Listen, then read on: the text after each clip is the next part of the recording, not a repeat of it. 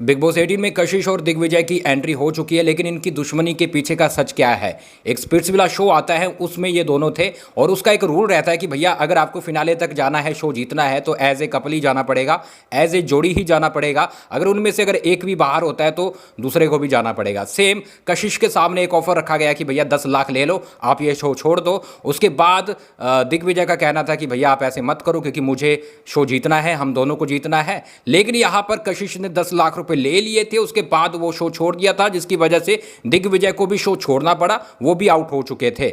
इसके बाद भैया तगड़ी वाली ट्रोलिंग होती है, कशिश की इतनी तगड़ी ट्रोलिंग होती है कि बाद में केस तक काम चला जाता है कि भैया जो ट्रोलर्स होते हैं उन पर कशिश है वो केस कर देती है। इसके बाद दिग्विजय के पापा को भी जाना पड़ता है, थाने में जाकर पूछताछ होती है। तब कशिश को यह बोला जाने लगा कि भैया लड़की ने लालच के चक्कर में, गोल्ड डिगर है ये लड़की, लालच के चक्कर में एक लड़के का करियर खराब कर दिया। वो विनर बनना चाहता था लेकिन उसने अपनी वजह से उसको भी डुबो दिया। तो ये चीजें हुई थी। लेकिन अब सलमान खान के सामने कशिश चिल्लाती हुई नजर आ रही है कि भैया तब भी मेरे हाथ में दिग्विजय तुम्हारी किस्मत थी, अभी भी मेरे हाथ में तुम्हारी किस्मत है, तो मेरे साथ उतना वो चीजें मत करना। लेकिन यहां पर दिग्विजय है वो ये बोलते नजर आते हैं कि भैया मैं नेगेटिविटी नहीं फैलाना चाहता। लेकिन इन दोनों को साथ में लाने का कारण ही यही है कि बिग बॉस यहाँ पे टीआरपी बटोरना चाहते हैं और इनकी दुश्मनी कंटिन्यू करना चाहते हैं। आप क्या बोलेंगे लिख डालिए, आगे के अपडेट के लिए फॉलो कर लें।